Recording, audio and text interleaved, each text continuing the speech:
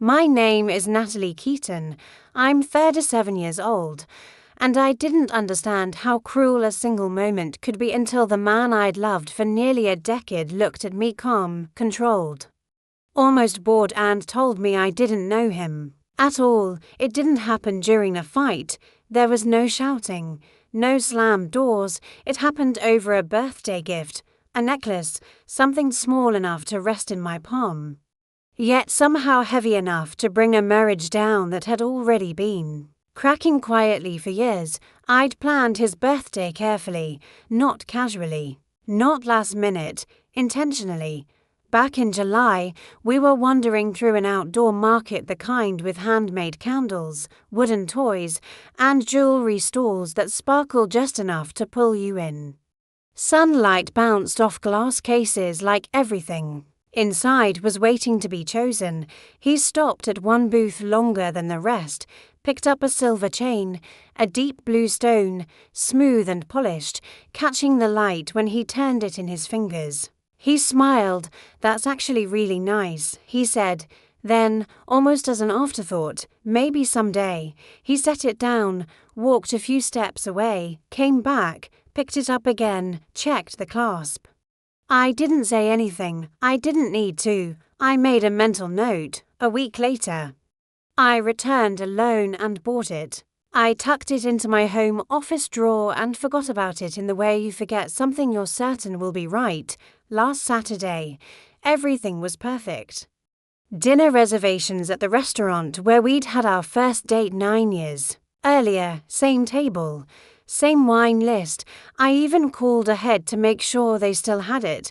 White peonies, his favorite, the ones he always admired but never bought himself. And the necklace, professionally wrapped in thick embossed paper, finished with a ribbon he always paused to touch whenever we passed store windows.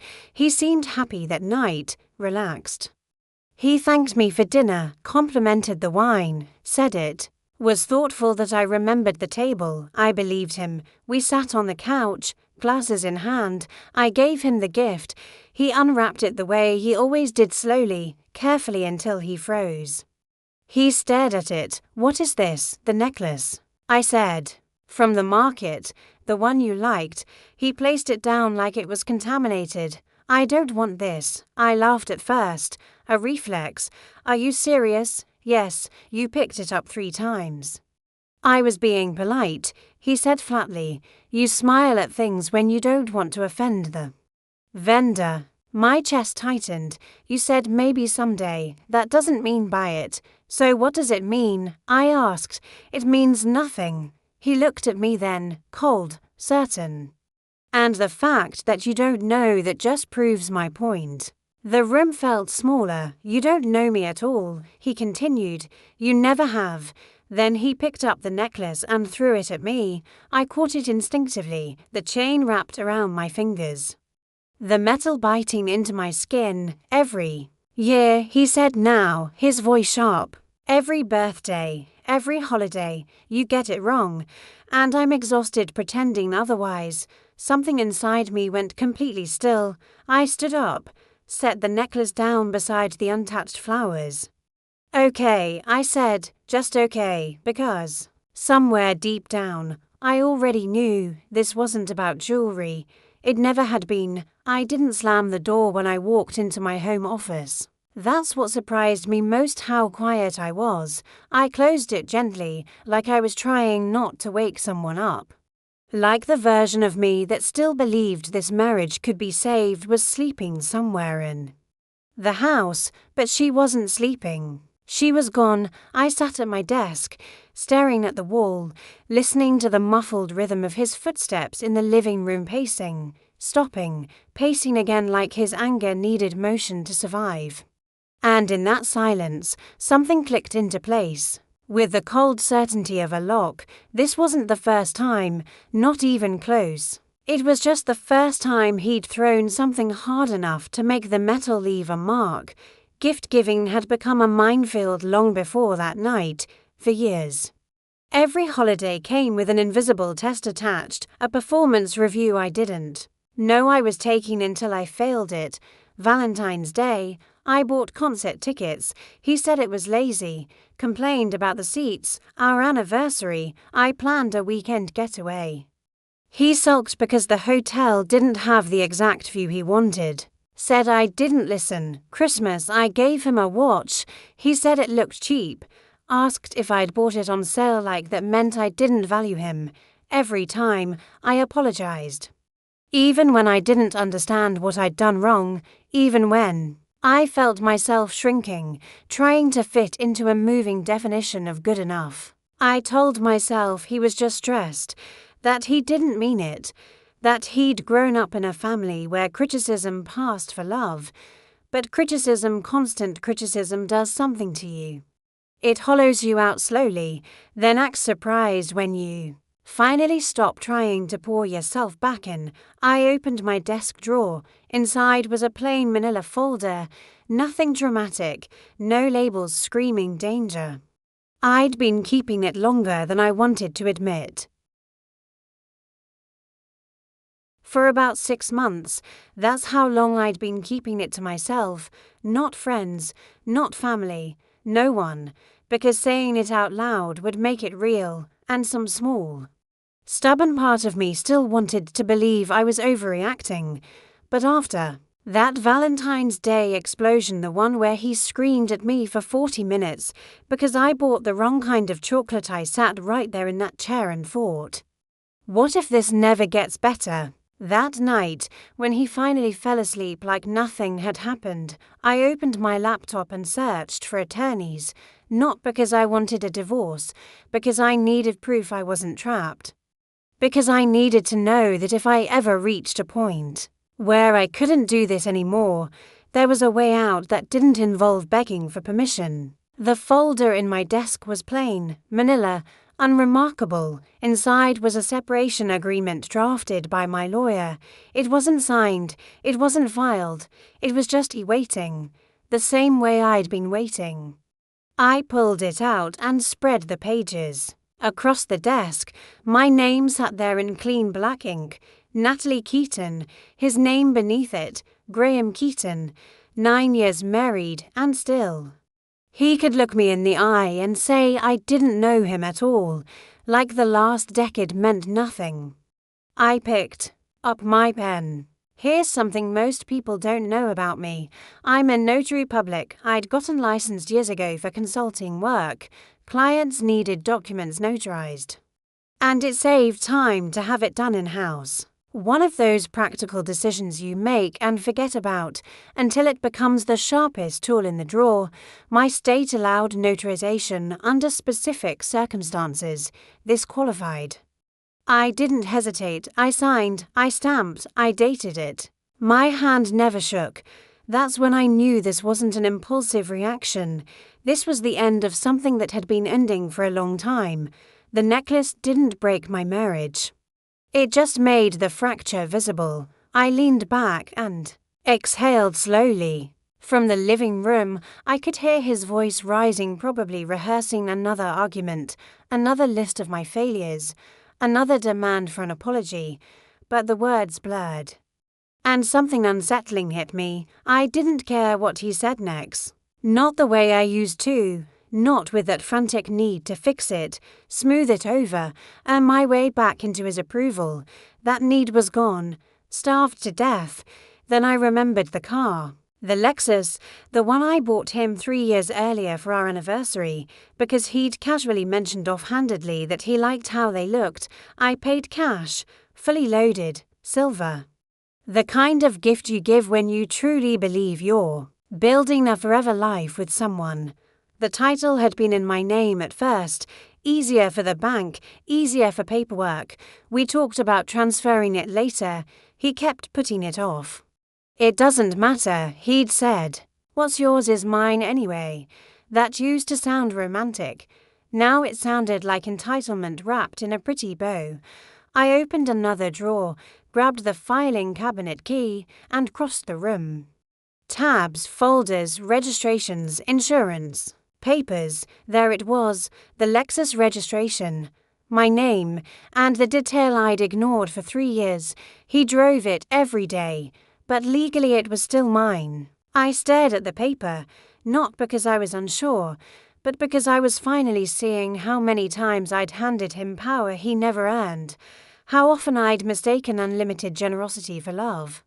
I folded the registration neatly, then I walked to the kitchen. The house felt different at night when you weren't pretending everything was fine, the light harsher, the walls thinner, the silence between rooms alive. I placed the registration on the kitchen island, right where the morning light would hit it first, where he couldn't miss it. Then I walked past our bedroom door.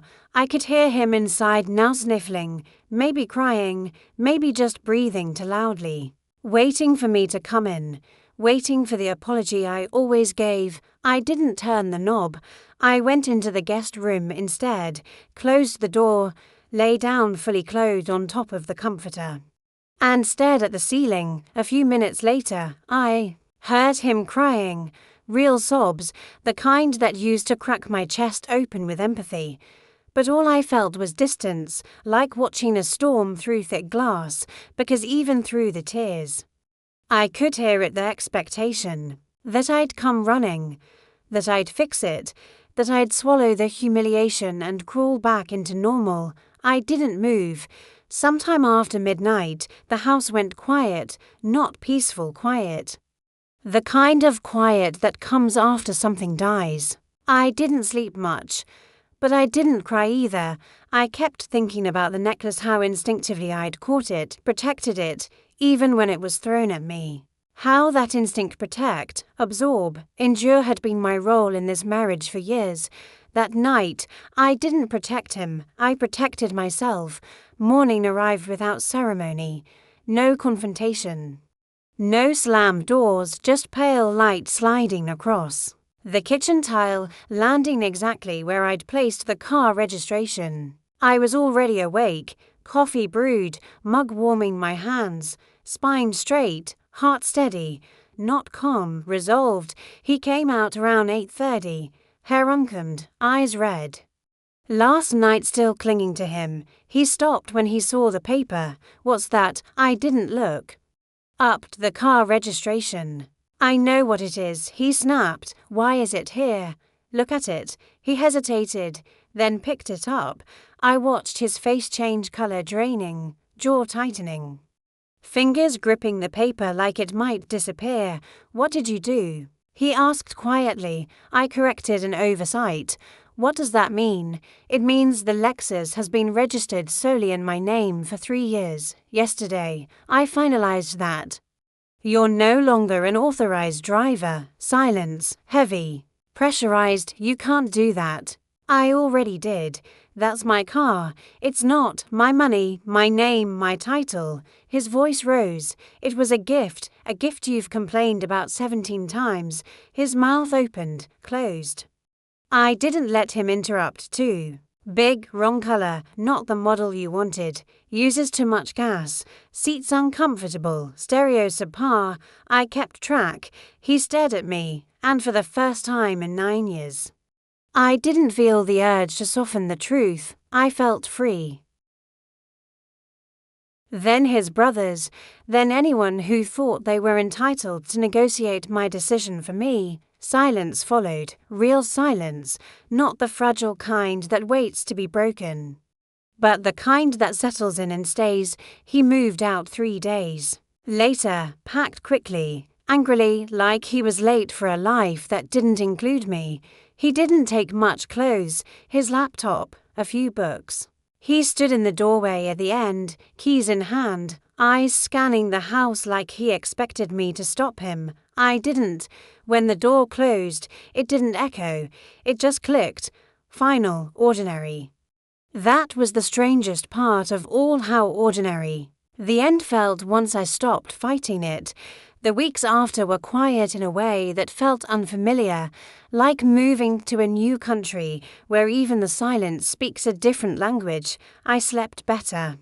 Ate when I was hungry, bought groceries without mentally calculating whether he'd criticize my choices. I didn't flinch when my phone buzzed. I didn't rehearse conversations in the shower. I noticed how much space there was in my own head. The divorce process was clean. No dramatic courtroom scenes. No screaming matches, just paperwork, signatures, timelines. He tried once more through his attorney to negotiate the car. I declined. The judge didn't hesitate. Title in my name. Case closed.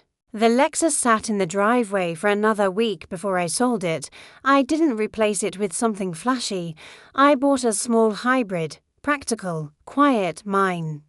The kind of car you choose when you're not trying to prove anything to anyone. People asked questions, of course, friends, co-workers, acquaintances who'd always thought we were such a solid couple. What happened? You seemed fine. Was there someone else? I learned to answer without explaining. It stopped. Being healthy. I'm better now. That's all I want to say. Some people understood. Some didn't. I stopped caring which category they fell into. One evening, months later, I opened my desk drawer and found the necklace. I'd forgotten about it. The silver chain was still smooth. The blue stone still caught the light. It was never ugly, never wrong. It had just been given to the wrong person. I held it for a moment, then laughed softly, not bitterly, not sadly. Just amused. The next day, I wore it to work. A woman in the elevator complimented it, asked where I'd gotten it. An old chapter, I said, smiling. But it turns out it fits me perfectly. That night, alone in my apartment, I cooked dinner just for myself. Nothing fancy, music playing, windows open. I ate at the counter, standing, because I felt like it. There was no one to impress, no one to disappoint, and that's when it hit me not as grief, not as triumph, but as something steadier and deeper. I hadn't lost a marriage over a necklace. I'd gained myself by finally putting one down. If you felt something while listening to this story, you're not alone. If you've ever been told your love wasn't enough, this is your reminder. It was never the problem. Tell me in the comments where you're watching from and what time it is there. I'd love to know how far this story traveled. To more real-life stories are on the screen now. Choose one and let's keep going together. Sisters, I was done being lectured by people who had watched this dynamic for years and brushed it off as just how he is. By Wednesday, he moved into the guest room for good. We passed each other in the house like strangers who knew too much about one another, polite, careful, distant. He stopped trying to persuade me, and that's when I knew he'd started talking to a lawyer. Late at night, I heard him on the phone with friends, crying, rewriting the story, painting himself as blindsided, heartbroken, painting me as cold, vindictive, unreasonable. I didn't correct the record. I didn't need to. Thursday, he was served at work. He came home furious. You actually filed, he said. I told you I filed. I thought you'd cool down. I'm not emotional, I replied. I'm decisive. There's a difference. He flipped through the papers. Irreconcilable differences. Accurate. What differences? He demanded. Because I didn't like a necklace. Because you've never liked anything. I said quietly, because you think so little of me that you can't imagine I tried. He sank onto the couch. I thought we'd grow old together. We grew apart instead. I said, it happens. Not like this. It wasn't fast, I replied. It was 9 years of erosion. Saturday was just when the dam broke. Friday, 1 week after his birthday, he tried a softer approach. I looked at the necklace again. He said carefully, it's actually really pretty. I was wrong. I said nothing. I'd like to keep it, he added. If that's okay, it's in the trash. His face twisted. You threw it away. You threw it at me, I said.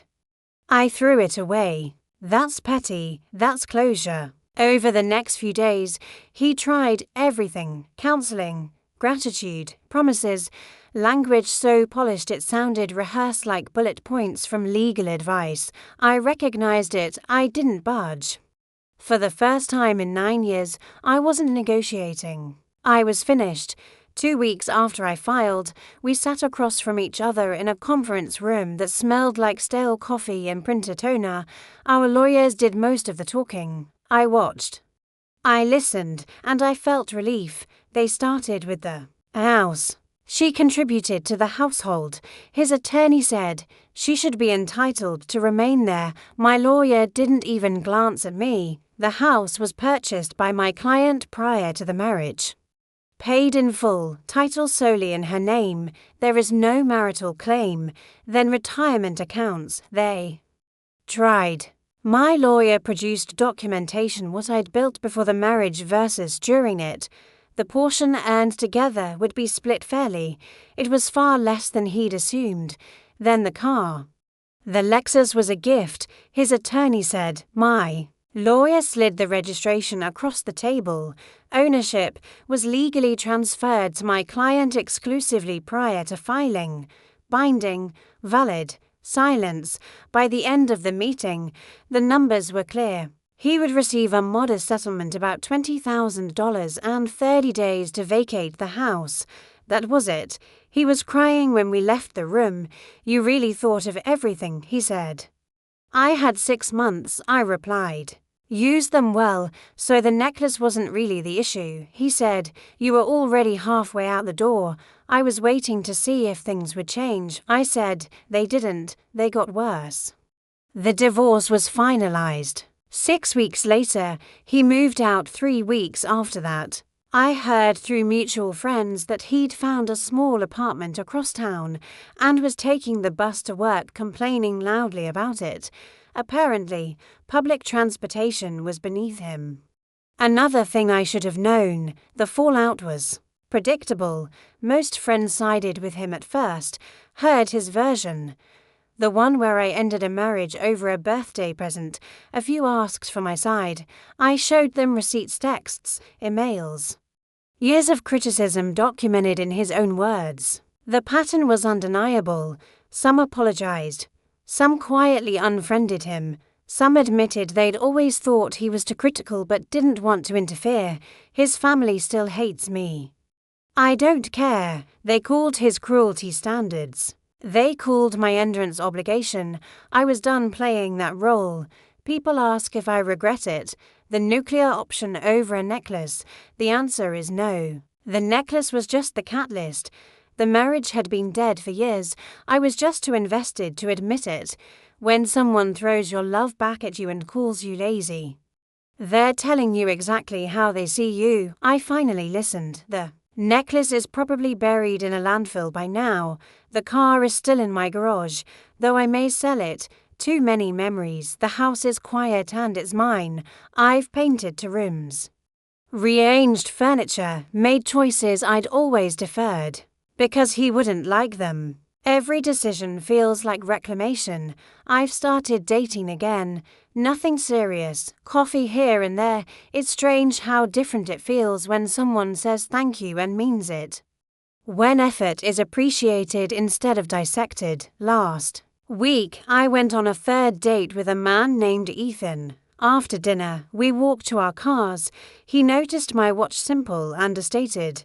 That suits you, he said. In 9 years of marriage, my ex-husband never complimented something I chose, not once. I'm not bitter. I'm not angry. I'm done trying to earn love from someone determined not to give it. Done accepting criticism disguised as care. Done believing that if I tried harder, I'd finally be enough. Some people carry an emptiness no gift can fill. I spent 9 years trying. All I got was exhausted. Now I'm 37, divorced. Starting over, the story depends on who's telling it. In his version, I'm the villain. In mine, I'm the survivor. The truth probably lives somewhere in between. But I'm the one who has to live with my choices, and I can live with them just fine. The registration on the kitchen island was the moment everything changed. The moment I stopped asking for permission to value myself. The moment I stopped negotiating my worth with someone who'd already decided I had none. Best decision I ever made.